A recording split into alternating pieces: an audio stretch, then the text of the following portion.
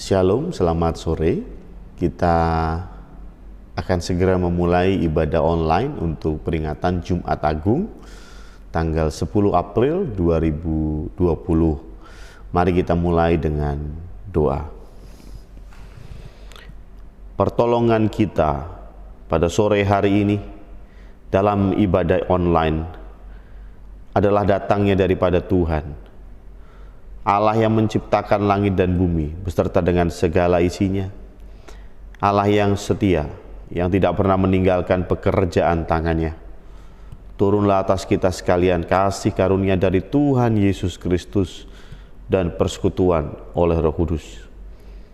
Amin. Shalom, selamat sore jemaat yang terkasih di dalam cintanya Tuhan kita Yesus Kristus. Sungguh luar biasa ya. Apapun keadaan kita, Tuhan izinkan kita untuk tetap boleh memuji dan memuliakan namanya. Lama banget kita tidak ketemu, tapi saya yakin dimanapun Bapak Ibu Saudara berada, kita tetap akan memuji Tuhan, karena kita tahu hari ini Jumat Agung memperingati kasih yang terbesar yang Tuhan sudah berikan bagi kita. Dia rela korbankan nyawanya bagi kita, untuk kita boleh tetap bersyukur, memuji dan memuliakan namanya. Saya yakin dimanapun kita berada, kita masih bisa memuji Tuhan. Dimanapun keadaan kita, bagaimanapun keadaan kita, Tuhan tetap izinkan kita untuk memuji Tuhan. Kita akan mulai ibadah kita pada sore hari ini. Kita akan pujikan Manis Kau Dengar Tuhan.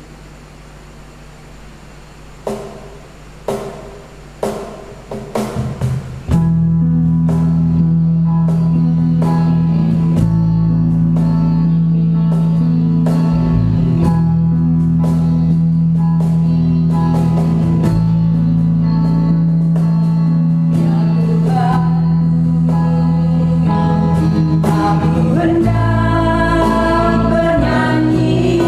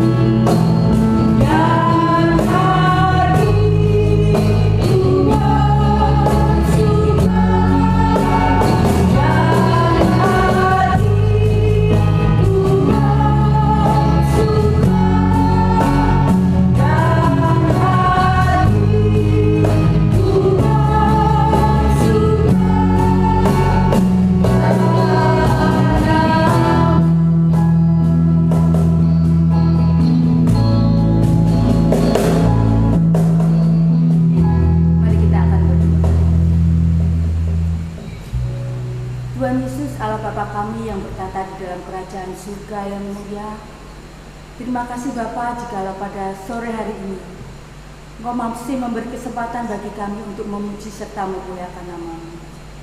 Kami yakin Tuhan, di tengah dunia yang bergemuruh, kami mengucap syukur Kau izinkan kami untuk beribadah Tuhan. Kau izinkan kami untuk memuliakan dan mengagungkan nama-Mu. Jikalau sebentar kami ingin menaikkan puji-pujian kami Bapa, kiranya ini manis dan Kau dengar di telinga Engkau Bapa, supaya apa yang kami nyanyikan, apa yang kami pujikan berkenan di hadapan-Mu, bukan karena kuat dan gagah kami, karena kebesaran dan kemuliaan nama-Mu Bapa.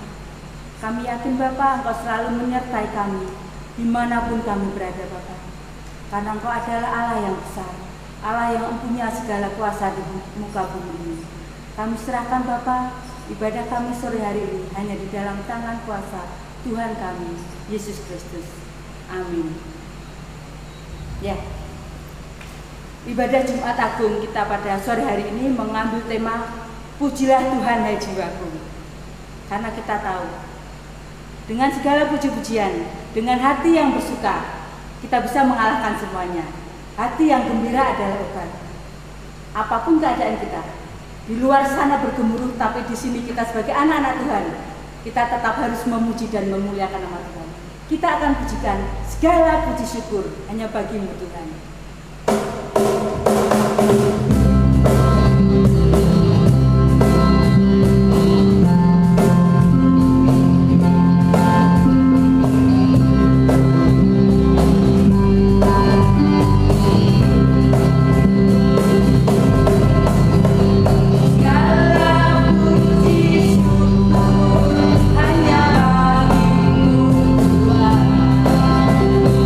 Sebab Kau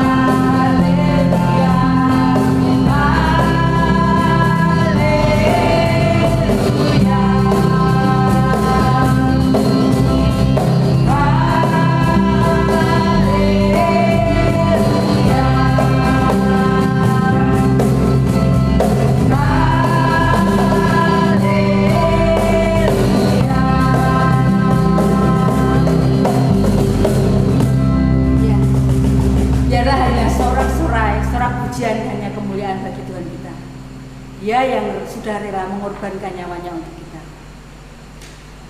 Kuasa penyaliban yang luar biasa,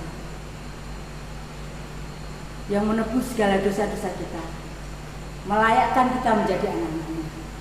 Kita akan persiapkan hati kita. Kita akan mendengarkan kebenaran firman Tuhan. Kita akan rasakan betapa kuasa Tuhan lebih besar dari segala apa yang boleh kita alami saat ini. Kita akan pujikan kasih yang terindah.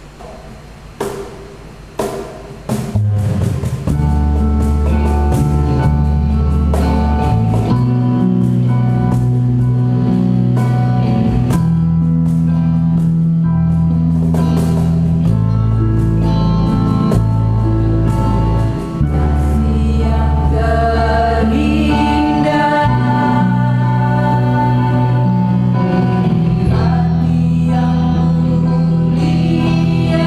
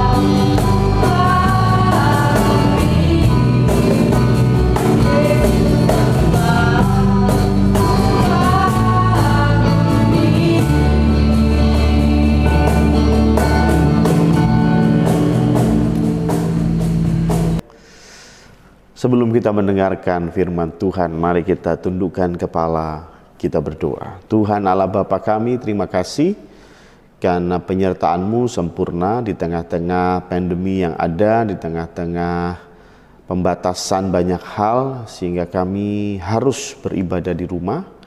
Kami harus beribadah secara online, tetapi kami yakin pertolongan Tuhan tetap nyata. Puji-pujian yang sudah kami nyanyikan sudah mempersiapkan hati kami untuk siap mendengarkan firman Tuhan. Terima kasih untuk tim PAW yang sudah membantu kami, memimpin kami di dalam puji-pujian, dan seperti Engkau juga sudah pakai tim PAB, Engkau juga akan pakai hamba-Mu yang kecil ini sebagai saluran firman Tuhan yang besar. Terima kasih Tuhan, hanya di dalam nama Tuhan Yesus Kristus kami siap mendengarkan firman-Mu. Amin. Ya, sekali lagi shalom, selamat sore, selamat hari Jumat Agung, dan kita kembali di dalam ibadah online. Yang menarik sekali, semakin kesini, seminggu terakhir terutama, semakin banyak orang-orang yang komennya nggak karu-karuan. Ya, komennya nggak karu-karuan perkara corona. Ya. Ada yang bilang corona ini antikris, ya, karena corona itu dijumlahin huruf-hurufnya jadi 66, ditambah 6 karena corona itu terdiri dari 6 huruf, jadi 6, 6, 6. Aduh, buat saya itu cocok logi, ya, dicocok-cocokin, ya. Kemudian ada juga yang bilang bahwa corona itu punya mata, dia hanya menyerang orang-orang yang jauh dari Tuhan, sedangkan orang-orang yang dekat sama Tuhan tidak akan kena virus corona. Itu juga nggak masuk akal, ya.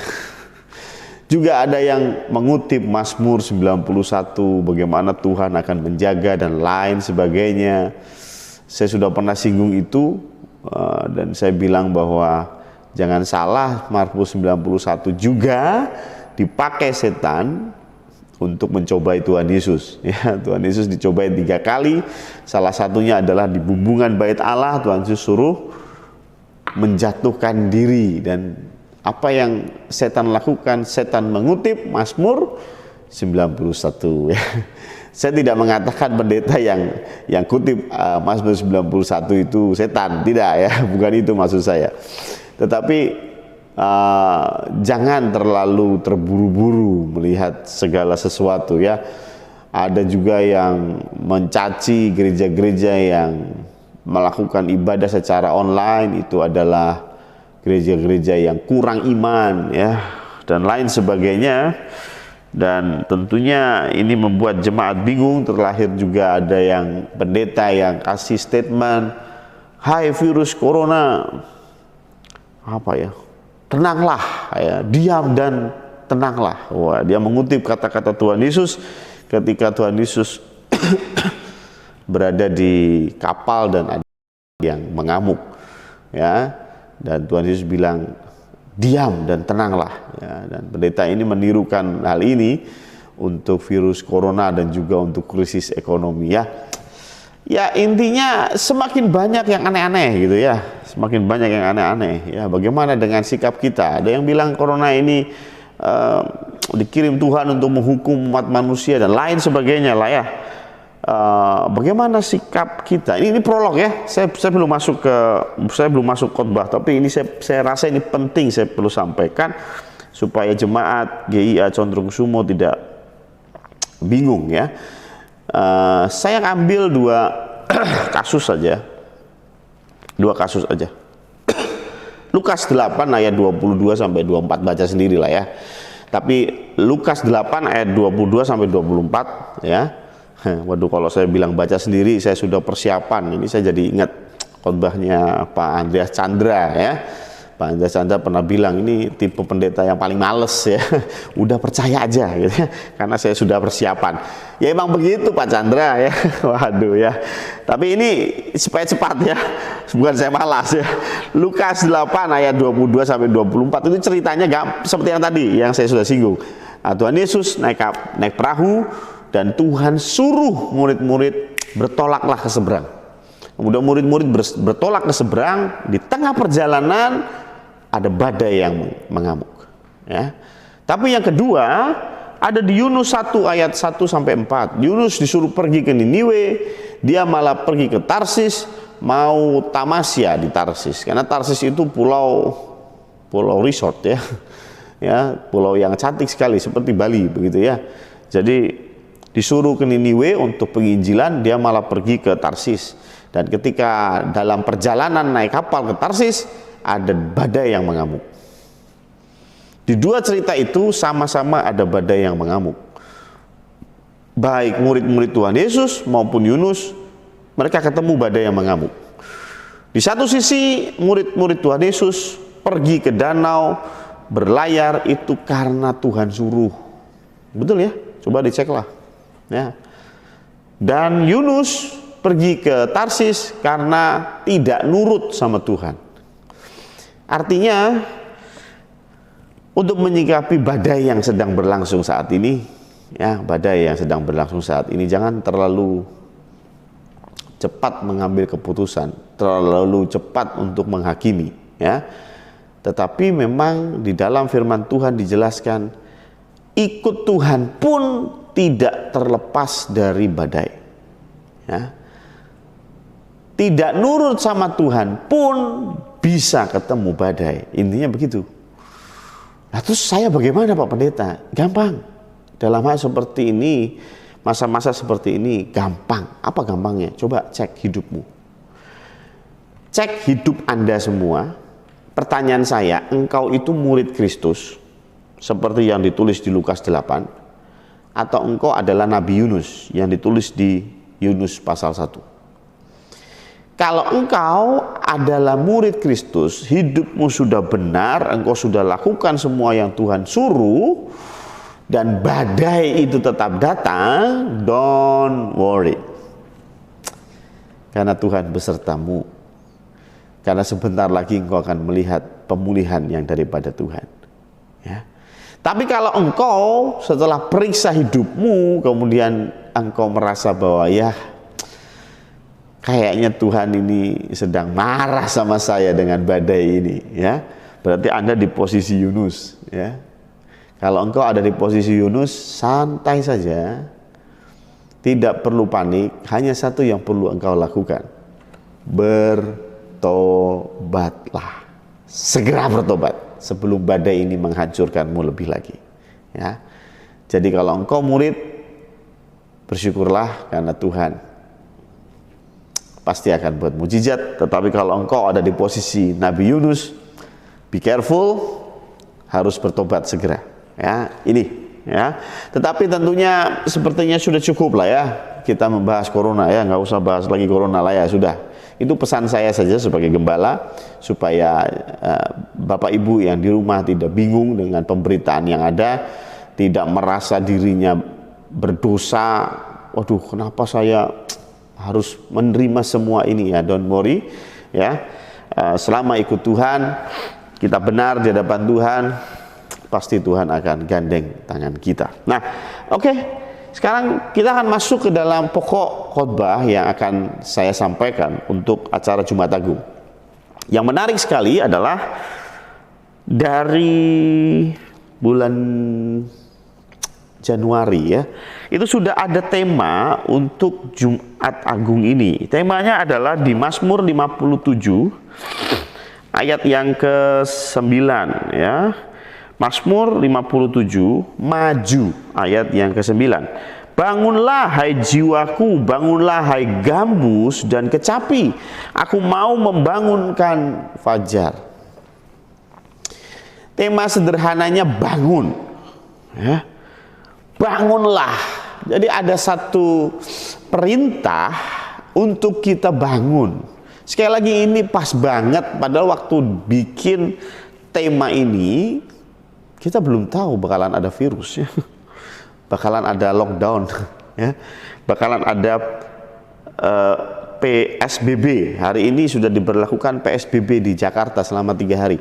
Pembatasan sosial berskala besar kalau nggak salah ya, maaf kalau salah. ya, PSBB hari ini sudah diberlakukan. Naik motor nggak boleh boncengan. Aduh, ya yang punya mobil enak Pak. Lah kalau di sini kita cuma punya motor satu, ya, suami istri anak dua, ya, tumpuk jadi satu itu naik motor, ya. Ya, pengennya sih naik mobil, ya, tetapi adanya motor. Tapi ya inilah, ya, itu peraturan yang kita harus lakukan. Tapi intinya kondisi saat ini banyak orang terpuruk, banyak orang, ya, berada di dalam kondisi yang tidak nyaman, ya. Dan hari ini firman Tuhan jelas sekali bilang, bangunlah. Kepada anda Bapak Ibu, saudara-saudara sekalian yang di rumah sedang dalam keterpurukan, hari ini hari Jumat Agung, firman Tuhan bilang, bangunlah, ya. Engkau yang keluargamu berantakan, anak-anak yang kehidupanmu berantakan, anak-anak muda kehidupanmu berantakan, hari ini Tuhan bilang, bangunlah, ya. Ketika seseorang disuruh bangun, biasanya ada tugas selanjutnya, ya. Saya masih ingat ketika saya dulu kuliah, ya, saya masih tinggal dengan orang tua, ya. Ketika kuliah, biasanya ibu saya pagi-pagi bangunin saya. Yuk bangun, bangunlah. Waduh. Untuk apa? Untuk tidur lagi? No, ya. Itu lagu yang lagi ngehit, ya. Bangun tidur, tidur lagi, bukan. Tapi ibu saya membangunkan saya. Yuk bangun. Untuk apa? Antar ibu ke sekolah, ya. Karena ibu saya itu guru dan beliau mengajar, ya. Biasanya mengajar pagi-pagi tidak ada yang antar. Ibu saya bangunkan saya dari tidur, maklum, ya, anak cowok itu biasanya ngalong, ya. Tidur jam 2, bangun jam 9, ya.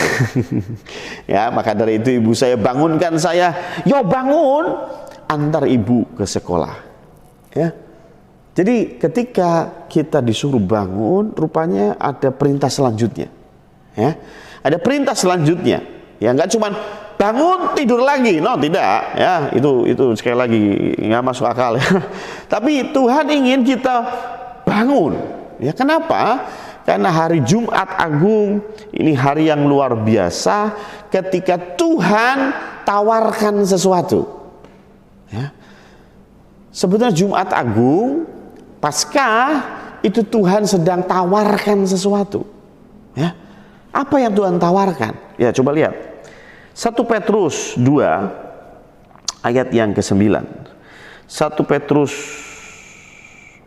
2 ayat yang maaf, ke-9, tapi yang bagian B saja, ya. Supaya kamu memberitakan perbuatan-perbuatan yang besar dari Dia. Dia itu adalah Tuhan Yesus, yang telah memanggil kamu keluar dari kegelapan kepada terangnya yang ajaib. Jadi Tuhan bangunkan kita dan Tuhan tawarkan. Tuhan sedang panggil kita. Dan Tuhan panggil kita untuk menawarkan sesuatu yang luar biasa. Yaitu apa? Mau nggak kamu keluar dari kegelapan kepada terangku yang ajaib? Karena sebagai manusia, Allah yang jadi manusia itu sudah disalib dan sudah mati, dan pada hari yang ketiga dia bangkit. Untuk apa? Untuk bisa menawarkan ini. Sebelum Tuhan Yesus mati di kayu salib dan bangkit, manusia hidup di dalam kegelapan. Tidak ada opsi lain. Semua hidup dalam kegelapan. Tetapi begitu Tuhan Yesus mati di atas kayu salib, menebus dosa saya, dosa Anda, maka kita punya opsi lain. Tuhan sudah bikin jembatan dari gelap kepada terang. Dan Tuhan bilang, come on, siapa yang mau ikut aku? Ya. Siapa yang mau kupanggil dari gelap kepada terangnya yang ajaib? Ya. Maukah kita bangun dan merespon itu? Atau kita bangun terus tidur lagi? Ya? Atau kita hanya bangun, hanya lihat, terang tuh bagus ya, terang tuh indah ya, terus tidur lagi dan tetap berada di dalam kegelapan. Ya? Tidak, Tuhan mau kita bangun dan tidak hanya selesai sampai di situ. Setelah bangun, Tuhan mau panggil kita keluar dari kegelapan kepada terangnya yang ajaib. Ya. Jadi dengan matinya Tuhan Yesus Kristus di atas kayu salib yang kita peringati hari ini, yang salib menjadi lambang orang Kristen yang sering diolok-olok oleh orang yang tidak tahu, dan mereka bilang bahwa salib itu ada Tuhan Yesusnya telanjang. Tuhan Yesus Allahnya orang Kristen mati telanjang. Saya mau bilang itu tanda cinta Dia kepada saya dan Anda. Ya, itu tanda cinta Tuhan kepada kita. Dan melalui salib itu, melalui kematian itu, Tuhan panggil kita. Mau nggak pindah dari kegelapan kepada terang yang ajaib? Ya. Terang itu bukan lokasi. Ya, tadi kan saya bilang dari kegelapan kepada terangnya yang ajaib. Kita kadang-kadang berpikir terang itu satu lokasi. Ya, saya dipanggil dari Cirebon menuju ke Semarang. Berarti Cirebon tempat, Semarang juga tempat. Tetapi dalam konsep terang tidak seperti itu. Coba kita buka di dalam Yohanes 1 ayat yang keempat dan kelima. Dalam Dia ada hidup. Dia di sini Tuhan Yesus. Dalam Dia ada hidup, dan hidup itu adalah terang manusia. Terang itu bercahaya di dalam kegelapan, dan kegelapan itu tidak menguasainya. Sekali lagi, dalam Dia ada hidup, dan hidup itu adalah terang. Jadi kalau disimpulkan, dalam Dia ada terang. Di dalam Tuhan Yesus Kristus ada terang. Tuhan Yesus Kristus itulah terang. Ya. Makanya kalau kita mau terang, kita harus terima Tuhan Yesus Kristus. Ya. Karena Tuhan Yesus Kristus itulah terang. Kalau engkau tidak punya Tuhan Yesus Kristus, otomatis engkau dalam kegelapan. Ya. Jangan pernah bilang, saya itu tidak pernah berhubungan dengan kuasa gelap. Ya. Saya tidak pernah melakukan dosa, melakukan ini itu yang gelap-gelap. Nggak pernah, Pak Pendeta. Jangan salah, gelap itu datang tidak diundang. Ya, ketika engkau tidak punya Kristus, otomatis engkau dalam kegelapan. Contohnya saja ya, ini ruangan ada lampunya banyak. Ya, kalau tiba-tiba lampunya mati, pat, lampu mati, suddenly, tiba-tiba mati. Maka nggak perlu kita mengundang kegelapan, kegelapan akan otomatis ada di ruangan ini. Ya. Maka dari itu Yohanes 1 ayat 17 menarik. Sebab hukum Taurat diberikan oleh Musa, tetapi kasih karunia dan kebenaran datang oleh Yesus Kristus. Hukum Taurat diberikan oleh Musa. Kalau saya memberikan sesuatu, misalnya saya pergi ke Pak Marno, saya memberikan bolpen kepada Pak Marno. Setelah saya berikan kepada Pak Marno, saya pergi. Bolpennya tetap ada di Pak Marno? Tetap. Ya. Bolpen ini diberikan kepada Pak Marno oleh saya. Hukum Taurat diberikan oleh Musa. Ketika Musa sudah memberikan, Musa pergi, hukum Tauratnya tetap ada. Itulah yang terjadi di Perjanjian Lama. Tetapi dikatakan kasih karunia dan kebenaran datang oleh Yesus Kristus. Apa itu datang oleh Yesus Kristus? Kalau kita terima Tuhan Yesus Kristus, kita akan memperoleh kasih karunia dan kebenaran. Tapi kalau kita menolak Dia, kita mengusir Dia, maka hilanglah kasih karunia dan kebenaran. Saya kasih contoh. Waktu SMA, SMP, pasti pernah lakukan ini. Di kelas ketika guru nggak ada, kita suka ribut. Ya. Kita suka ribut, ya. Minimal ini apa? Kelotekan dalam bahasa Jawa ya, apa sih? Mainan musik di meja. Ya, pukul-pukul meja untuk jadi musik, ya. Ketika pukul-pukul meja, kejedak-kejeduk, guru datang. Ketika guru datang, tiba-tiba senyap, sing, ya. Semua orang langsung pura-pura belajar. Guru datang, ya. Kelas menjadi tenang.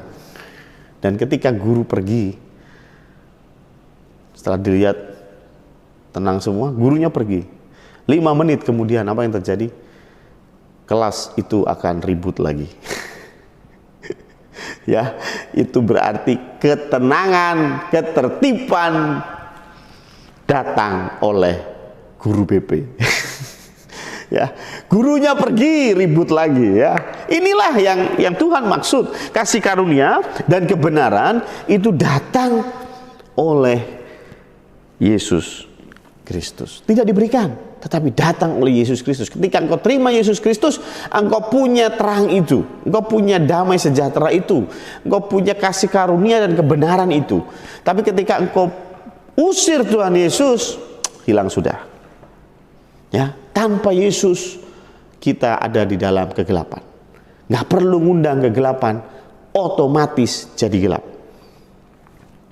Ya, otomatis jadi gelap. Dan ketika kita di dalam kegelapan, ketika kita belum terima Tuhan Yesus, ingat ya, hari ini Tuhan Yesus ingin kita bangun dan Tuhan Yesus menawarkan kita, mau nggak kita pindah dari gelap kepada terang. Saya tidak bilang seluruh jemaat Gia Condrokusumo saat ini sedang di dalam kegelapan, saya nggak bilang begitu. Tapi juga saya tidak berani bilang seluruh jemaat Condrokusumo ada di dalam terang. Saya nggak berani bilang itu juga. Karena itu hari ini Tuhan ingatkan, Tuhan sedang memanggil engkau, ayo pindah dari kegelapan kepada terangnya yang ajaib. Ayo terima aku sebagai Tuhan dan Juru Selamatmu, maka engkau akan menerima terang itu. Kenapa? Karena gelap itu nggak nyaman. Ya, makanya ketika sedang mati lampu berapa hari yang lalu ya, 2 hari yang lalu kalau nggak salah, malam-malam tiba-tiba lampu mati. Ketika lampu mati, saya yakin tidak ada orang yang berkata haleluya lampunya mati. Ya, pasti ya lampunya mati, kapan nih terang lagi, ya. Karena sebetulnya kita lebih suka yang terang. Sebetulnya secara dasariah begitu, ya. Kenapa? Karena di saat terang itu akan ada banyak hal yang bisa kita lakukan, ya. Makanya zaman dulu ketika belum ada lampu, kebanyakan kegiatan dilakukan ketika matahari terbit sampai matahari terbenam. Begitu matahari selesai, maka tidak ada kegiatan, nggak bisa ngapa-ngapain, ya. Karena apa? Terangnya sudah nggak ada. Nunggu besok pagi baru. Makanya masih ingat cerita para wanita datang ke kubur Tuhan Yesus itu hari Minggu pagi-pagi. Tuhan Yesus meninggal hari Jumat sore. Jumat sore Tuhan Yesus meninggal. Jangan lupa Jumat malam itu ada yang namanya hari Sabat. Ya, itulah mengapa tidak bisa meminyaki Tuhan Yesus secara sempurna. Karena itu mereka segera kuburkan Tuhan Yesus, tidak perlu persiapan yang bertele-tele, langsung dikuburkan. Karena apa? Karena sekali lagi mau ada hari Sabat. Ya. Hari Jumat sore itu hari Sabat, sampai hari Sabtu malam itu hari Sabat. Setelah itu, kenapa nggak hari Sabtu malam aja kalau memang udah pengen meminyaki Tuhan Yesus gitu ya? Kenapa para wanita ini nggak Sabtu malam aja selesai Sabat langsung pergi ke kubur Yesus? Ingat, zaman itu belum ada lampu, sehingga tidak bisa ada kegiatan ketika tidak ada terang. Ya, mereka menunggu fajar, mereka menunggu terang, baru mereka berjalan menuju ke kubur Yesus. Itulah mengapa mereka baru sampai kubur Tuhan Yesus hari Minggu pagi-pagi. Ya, hari Minggu pagi-pagi benar. Ya. Lalu ada yang tanya lagi, kenapa dikatakan 3 hari? Padahal Tuhan Yesus cuma dari hari Jumat sampai hari Minggu. Jumat ke Sabtu 1 hari, Sabtu ke Minggu 2 hari. Betul? Berarti Tuhan Yesus cuma 2 hari dong. Kenapa ditulis 3 hari? 3 hari 3 malam Tuhan Yesus mati. Ini hanya masalah perhitungan, ya, budaya. Ya. Jadi kalau dalam perspektif orang Ibrani, hari itu dimulai dengan sore, malam, ya. Jadi malam itu mulai hari. Kalau kita itu kan mulai hari jam 12 malam ya. Makanya ketika acara tahun baru itu dihitungnya mulai dari 00.00, itu termasuk udah ganti hari ya. Jadi ganti hari itu jam 12 malam. Itu sekarang Bapak Ibu 2020. Kalau bicara zaman Tuhan Yesus, bicara tentang penanggalan Ibrani, mereka percaya hari itu berubah sore. Matahari terbenam, maka ganti hari. Ya. Jadi matahari terbenam itu ganti hari. Kenapa? Karena mereka mengambil dari kitab Kejadian. Kitab Kejadian ketika Tuhan Allah menciptakan segala sesuatu, Tuhan Allah dituliskan di situ, jadilah gelap dan jadilah terang. Itulah hari pertama. Kemudian jadilah gelap, jadilah terang. Itulah hari kedua dan seterusnya. Ya, maka dari itu mereka mengatakan bahwa ganti hari itu dari matahari terbenam. Ya. Nah, bagaimana terusan? Ingat, Tuhan Yesus mati itu hari Jumat sore. Berarti masih hari Jumat. Betul ya? Masih hari Jumat. Kemudian Jumat malam Tuhan Yesus sudah meninggal. Mati kan tetap ya, Jumat malam. Nah, Jumat malam sudah masuk hari kedua. Sampai kapan? Sampai Sabtu malam. Sabtu malam itu sudah masuk hari ke-3. Maka dari itu 3 hari. Loh, tapi kan ditulisnya 3 hari 3 malam. Kenapa ini cuma 3 hari ya? Jumatnya nggak penuh, Sabtunya nggak penuh, Minggunya nggak penuh, Sabtu doang yang full 24 jam. Jadi 3 hari 3 malam itu tidak 24 jam maksudnya. Saya kasih contoh sederhana deh. Ya, Anda pernah nginep di hotel nggak? Pernah ya? Nginep di hotel itu tarifnya 1 hari itu misalnya 300.000 ya, 1 hari 300.000. 1 hari itu dihitungnya dari check in sampai check out. Biasa ditulis check in jam 2 siang, check out jam 12 siang, gitu ya. Jam 2 sore, jam 2 itu sudah bisa check in dan check outnya besoknya jam 12. Tarif 300.000. Saya kasih contoh. Anda masuk ke hotel itu jam 9 malam. Tapi karena harus kejar pesawat, jam 9 malam engkau masuk ke hotel dan jam 4 pagi engkau harus keluar dari hotel karena langsung ke bandara. Pertanyaan saya, dihitung 1 hari 1 malam atau dihitung 6 jam, 7 jam? Ya pasti dihitung tetap tarifnya 1 hari 1 malam. Anda nggak bisa protes sama tukang hotel. Saya kan cuma datang jam 9 malam dan saya sudah keluar jam 4 pagi. Atau mungkin lebih ekstrim lah, Anda datang jam 12 malam, Anda tidur dan Anda jam 3 pagi sudah check out. Dihitung berapa? 1 hari. 1 malam. Betul nggak? Bayarnya full 300.000. Nggak bisa Anda bilang, loh saya kan cuma 3 jam. 300.000 itu kan untuk 24 jam. Untuk pagi dan untuk siang dan malam. Ya. 1 hari 1 malam. Tidak bisa. Karena perhitungannya memang begitu. Ya. Maka dari itu bagian dari hari itu sudah dihitung 1 hari. Ya, dari jam 12 sampai jam 3 pagi, jam 12 malam sampai jam 3 pagi, walaupun cuma 3 jam, tapi itu bagian dari 1 hari, maka dihitung 1 hari. Jumat, Tuhan Yesus mati hanya beberapa jam, di hari Jumat maksud saya. Tapi itu dihitung 1 hari, 1 malam. Sabtu juga begitu, Minggu juga begitu. Makanya 3 hari 3 malam. Ya, 3 hari 3. Jadi sekali lagi, ketika kita di dalam gelap, kita tidak bisa produktif, ya. Orang tidak bisa melakukan kegiatan, ya. Banyak kegiatan dilakukan pasti dari matahari terbit sampai matahari terbenam. Kenapa sih kita nggak bisa melakukan sesuatu yang produktif pada waktu gelap? Nah, ini pertanyaannya, kenapa? Ya, jadi ketika gelap itu melanda, maka yang pertama adalah pandangan kita terbatas. Betul ya? Ketika kita berada di dalam gelap, pandangan kita itu terbatas. Kita nggak bisa lihat jauh ke depan. Kita terbatas begitu ya. Makanya ada orang-orang yang tidak punya visi ke depan yang jauh, nggak punya. Ya. Setelah lulus SMA gimana? Ya udahlah Pak Pendeta. Kalau lulus SMA ya syukur, nggak lulus ya nggak apa-apa. Tapi habis lulus mau nikah aja deh biar cepet. Ya, mau nikah ya. Nggak ada angan-angan yang jauh ke depan.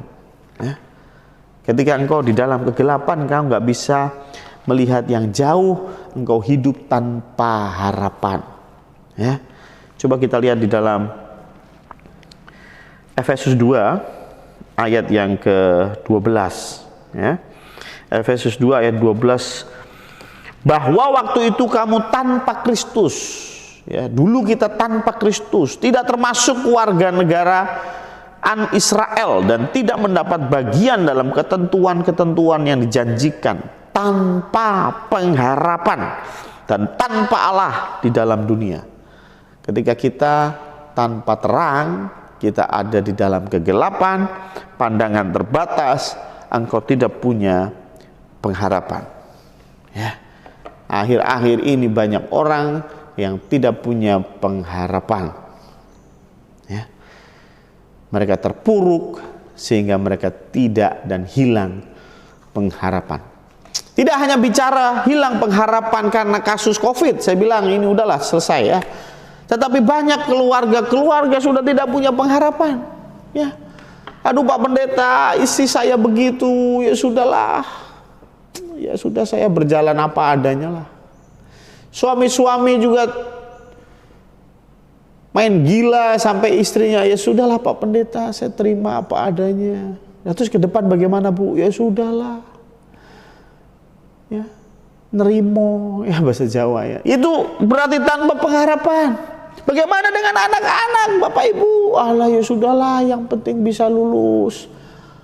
Ya. Jangan pernah menyesali ketika engkau hidup di dalam keterbatasan secara materi.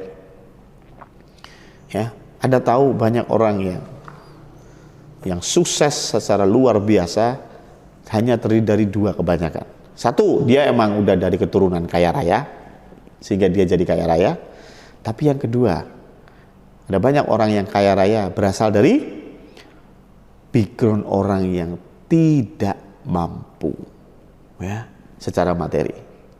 Ya, tapi dia mau punya pengharapan yang besar. Sekali lagi, ketika engkau dalam kegelapan, engkau memiliki pandangan yang terbatas. Engkau nggak bisa melihat jauh, engkau nggak bisa melihat visi Tuhan di dalam hidup kamu. Ya. Engkau hanya bisa melihat apa yang ada di sekitarmu, gitu ya. Bagaimana dengan besok? Udahlah, udah nggak usah jauh-jauh. Besok makan apa aja saya belum tahu Pak Pendeta. Ya, padahal Tuhan punya planning kepadamu jauh. Ya. Makanya Tuhan bilang apa? Ayo baptislah, ajarlah semua bangsa. Ya. Kita disuruh membaptis, mengajar, menyampaikan Injil kepada semua bangsa. Bukan hanya kepada bangsa Jawa. Tidak hanya kepada bangsa Indonesia, tetapi kepada semua bangsa. Bahkan di Kisah Para Rasul 1 ayat yang ke-8. Kisah Para Rasul 1 ayat yang ke-8 bicara begini. Ketika itu Tuhan Yesus belum naik. Tetapi kamu akan menerima kuasa. Ini Tuhan Yesus yang bilang sebelum naik ke surga. Tetapi kamu akan menerima kuasa kalau Roh Kudus turun ke atas kamu, dan kamu akan menjadi saksiku di RT 8 RW 2 Kelurahan Bongsari. Betul? Tidak. Tuhan bilang engkau akan menjadi saksiku sampai ke ujung bumi. Ini bicara tentang bagaimana Tuhan punya visi yang jauh ke depan untuk kita. Dan kita hanya bisa melihat visi Tuhan kalau kita berada di dalam terang. Kalau kita menerima Kristus dan kita menjadi dan menikmati terang itu. Ya. Jadi yang pertama, dalam kondisi gelap, pandangan terbatas. Sulit mengajak orang melihat jauh ke depan kalau dia tidak punya terang. Yang kedua, gelap itu membuat kita sulit membedakan. Ya, gelap itu membuat kita sulit membedakan. Ya, saya lihat dari Roma 12 ayat yang kedua. Roma 12 ayat yang kedua berkata, janganlah kamu menjadi serupa dengan dunia ini, tetapi berubahlah oleh pembaharuan budimu. Yang tadinya gelap, berubahlah, terimalah Kristus menjadi terangmu, sehingga kamu dapat membedakan manakah kehendak Allah, apa yang baik, yang berkenan kepada Allah, dan yang sempurna. Ya, jadi gelap membuat kita tidak bisa membedakan.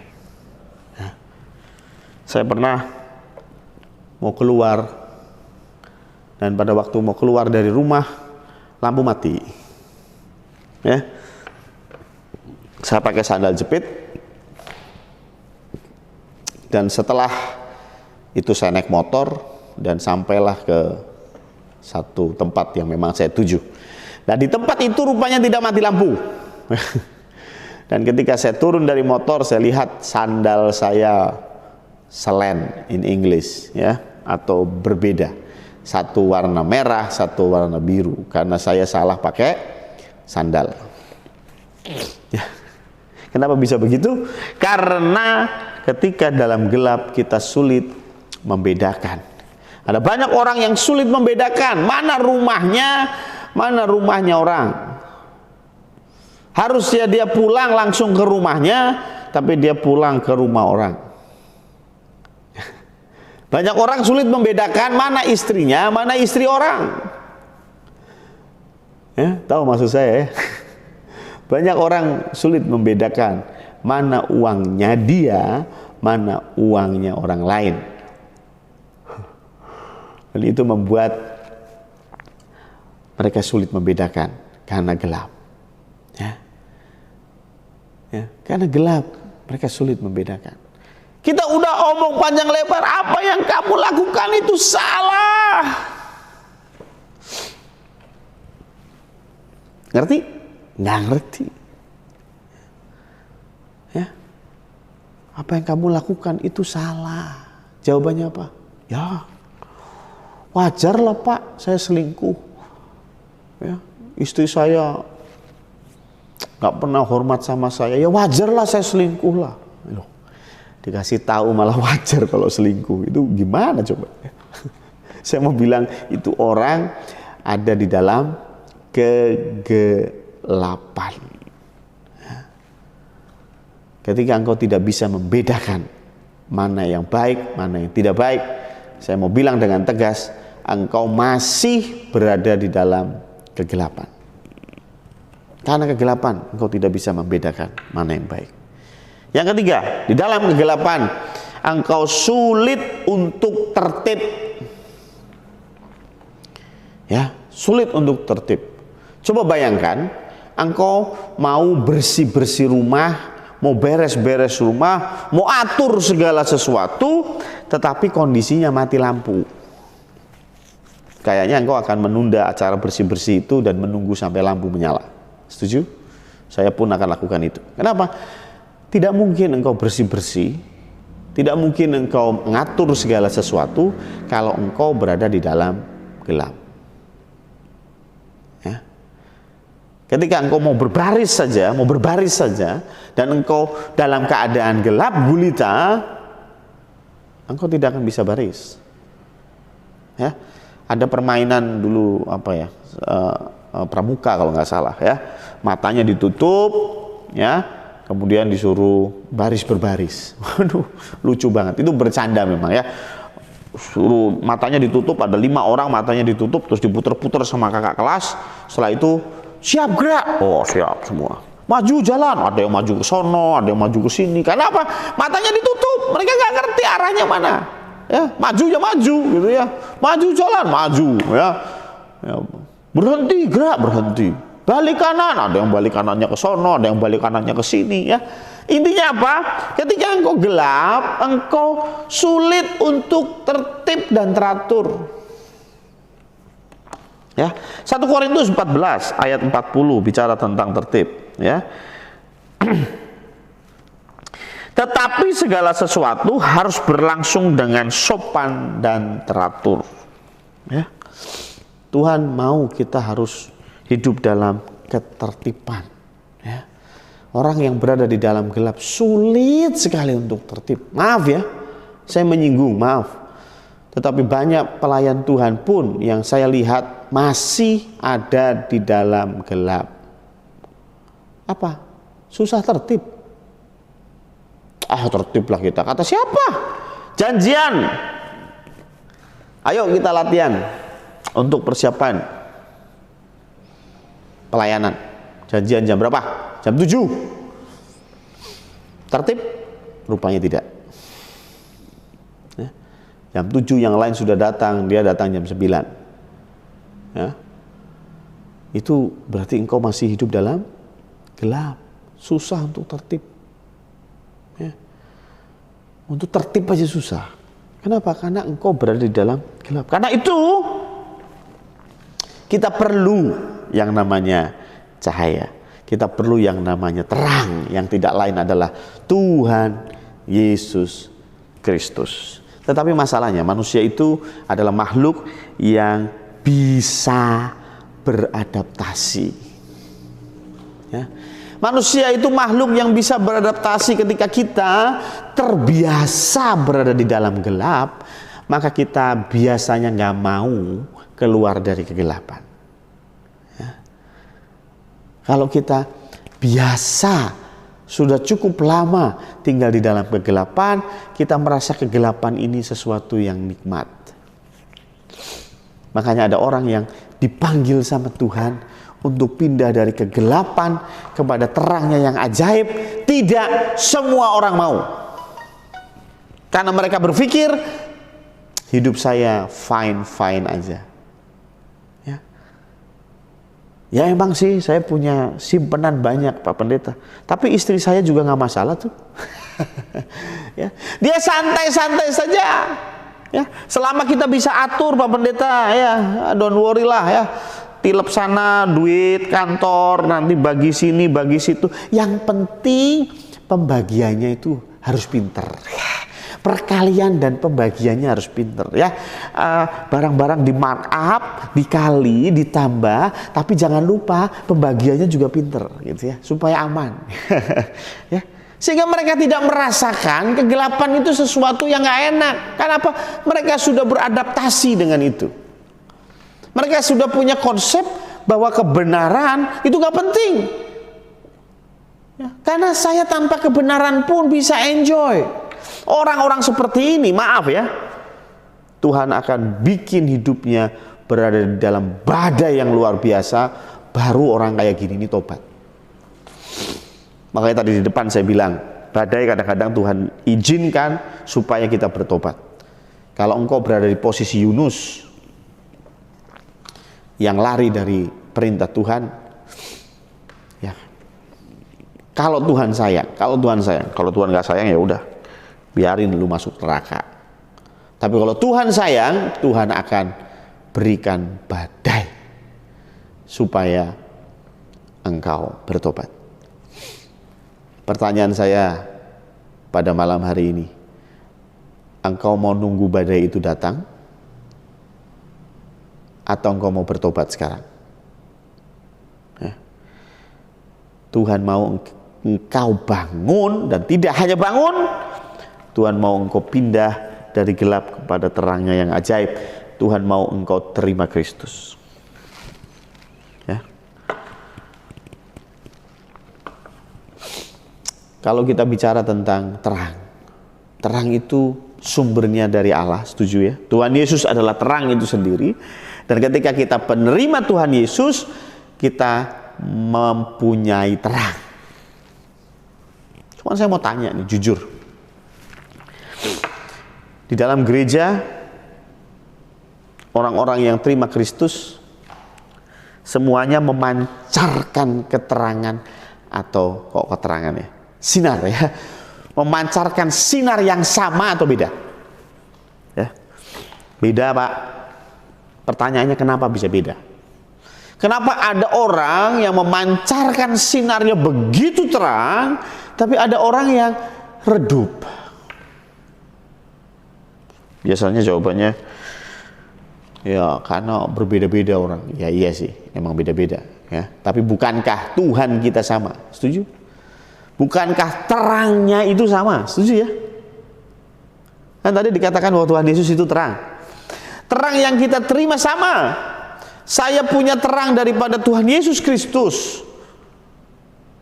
Aldo punya terang yang daripada Tuhan Yesus Kristus, yaitu Tuhan Yesus sendiri. Saya punya Tuhan Yesus, Aldo punya Tuhan Yesus. Tapi kenapa terang saya berbeda dengan terangnya Aldo? Kenapa terang saya berbeda dengan terangnya Cobrut? Kenapa terang saya berbeda dengan terangnya Firman? Maksudnya Mas Firman ya. Kenapa? Ya. Makanya ada yang bilang, wah itu karena kita belum menerima Roh Kudus secara penuh. Ya. Makanya ada berkata, more, I want more. Waduh ya, lebih lagi, terima Yesus, lebih lagi. No, saya pikir tidak. Ya, bukan karena kita perlu Yesus lebih lagi, bukan. Tuhan Yesus sudah masuk ke dalam hati kita, selesai, sudah sekali, selesai. Sama, nggak ada. Saya menerima Tuhan Yesus 20%, nggak ada. Yang lainnya menerima Tuhan Yesus 100%, makanya dia lebih terang, saya redup. Dia wattnya gede, saya wattnya kecil. Lu pikir apaan? Bolam ya? Bukan ya. Ada satu cerita yang menarik, ini saya masih ingat betul. Dalam perjalanan luar kota ya, saya naik mobil dengan ayah saya. Dan ketika itu sore hari, semakin sore, dan akhirnya mobil perlu menyalakan lampu ya. Ketika lampu dinyalakan, ayah saya komentar, aduh lampunya kok redup sekali ya. Ya, kapan waktu nanti pulang bapak masukin bengkel deh supaya lampunya jadi terang. Ya itu pembicaraan yang biasa. Tapi ketika kita sampai di tujuan, iseng-iseng saya lihat kacanya, ya, windshieldnya, kaca depan, ya. Dan ketika saya lihat ternyata kaca depannya itu penuh dengan debu.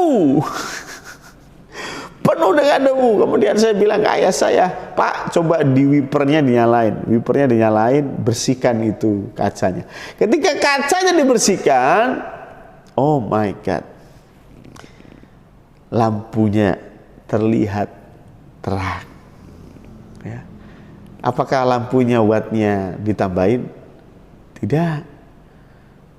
Tapi rupanya ada yang debu debu yang mengotori. Ada noda yang mengotori dan memblok cahaya itu. Sehingga cahayanya tidak bisa maksimal. Tahu maksud saya? Ya. Bukan lampunya yang perlu diganti, tetapi kacanya yang perlu dibersihin. Come on. Ya. Banyak di antara kita minta Tuhan terus, Tuhan lingkupiku. Aduh ya. Basuh aku dengan darahmu, basuh aku dengan darahmu. Waduh. Kayaknya tuh Tuhan ayo lagi, Tuhan berikan lagi. No. Ketika Tuhan Yesus sudah jadi terang dan terang itu ada di hatimu, itu cukup. Bagaimana caranya supaya terangmu lebih sederhana? Bukan Tuhan yang kurang, tapi kurangilah dirimu sendiri. Gak usah minta Tuhan lebihkan, Tuhan gak usah nambahin, tapi engkau yang harus mengurangi. Mengurangi apa? Noda di dalam tubuhmu, noda di dalam hidupmu. Seperti kaca yang tadi saya kasih cerita. Kacanya dilap, debunya dihilangkan, maka engkau akan mendapati cahaya lebih terang.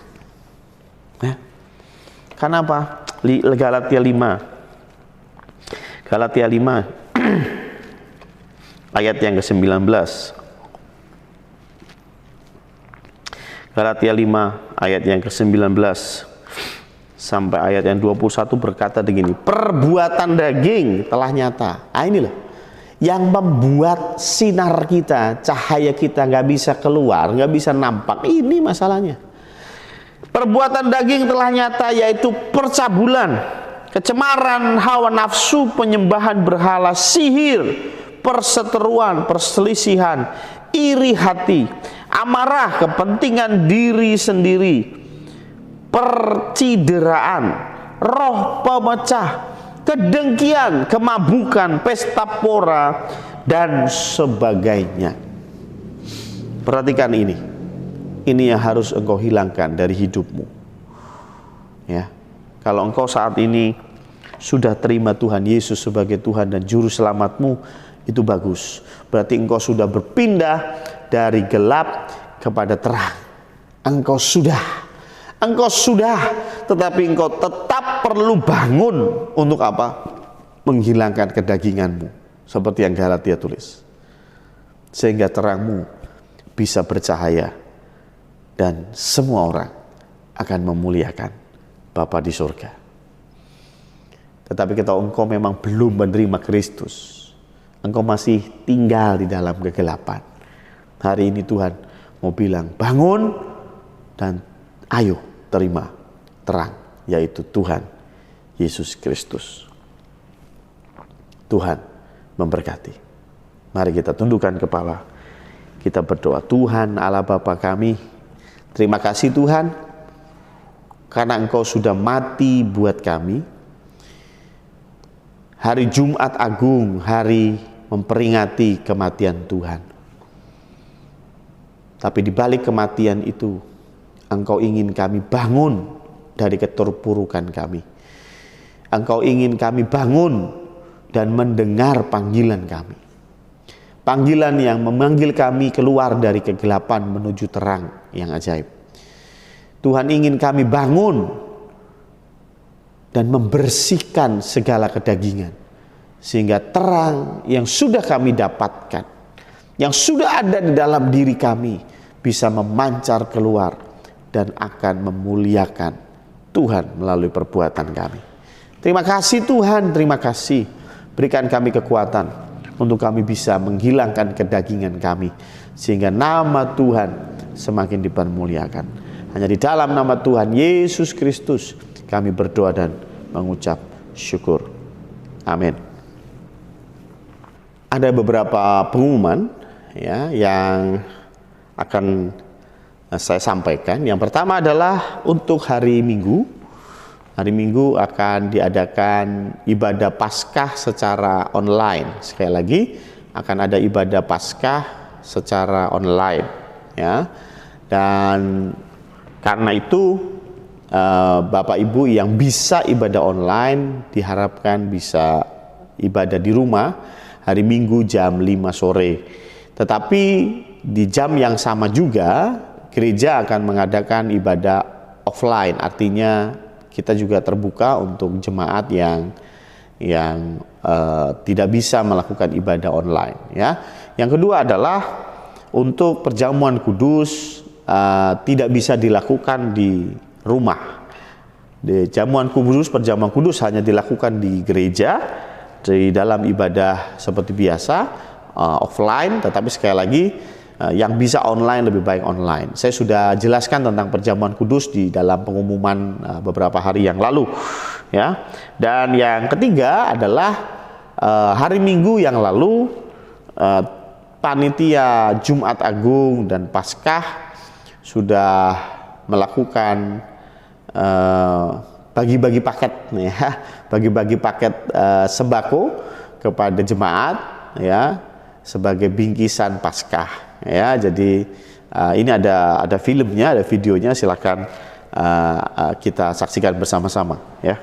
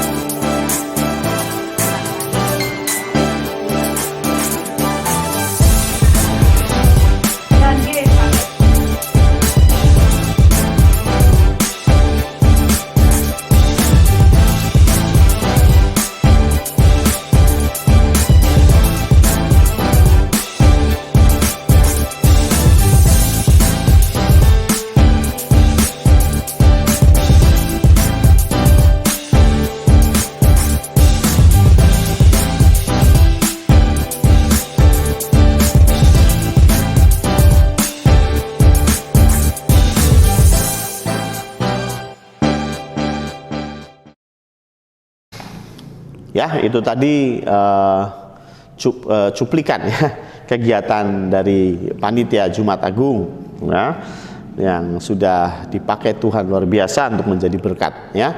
Terima kasih untuk para donatur yang sudah menyisihkan berkatnya untuk kita berbagi, ya. Jadi sekali lagi terima kasih banyak, dan saya harap ini bukan menjadi kegiatan yang pertama dan terakhir, tetapi ke depan kita juga akan lebih lagi untuk bisa menjadi saluran berkat. Dan saya mengajak untuk Bapak Ibu saudara-saudara sekalian yang ingin berbagi dengan kami, ya silahkan bisa hubungi tim panitia ya untuk bisa memberikan sumbangan dalam bentuk apapun, ya kita akan usahakan mendistribusikannya, ya. Jadi sekali lagi terima kasih untuk para donatur, terima kasih untuk segenap panitia yang sudah bekerja luar biasa hujan-hujanan untuk mendistribusikan sembako, ya. Yang keempat, saya menyampaikan rasa empati saya yang sedalam-dalamnya kepada Bapak Suhardi dan keluarga yang hari Minggu kemarin ibundanya, jadi ibunda dari Bapak Suhardi sudah dipanggil Tuhan, dan biarlah penghiburan yang daripada Tuhan akan terus dicurahkan kepada Bapak Suhardi dan juga keluarga, ya. Dan yang kedua, saya juga menyampaikan rasa empati yang sedalam-dalamnya kepada Ibu Sumiarti yang hari Minggu kemarin juga sebenarnya hari Sabtu malam, ya, suaminya dipanggil Tuhan, ya, Bapak Suparno, ya. Saya sampaikan rasa empati yang sedalam-dalamnya, dan biarlah Roh Kudus yang berikan penghiburan, ya, karena kondisi yang ada tidak bisa dilakukan doa penghiburan, ya, tetapi kami bersyukur, kita patut bersyukur masih bisa memberikan penghormatan terakhir, bisa mengantarkan almarhumah kepada tempat peristirahatan jasadnya yang terakhir. Dan yang kelima, saya juga menyampaikan selamat ulang tahun yang berulang tahun hari ini, yaitu Endah, ya. Endah berulang tahun hari ini tanggal 10 April, ya. Selamat ulang tahun, Nak. Tuhan memberkati. Itu saja pengumuman pada hari ini.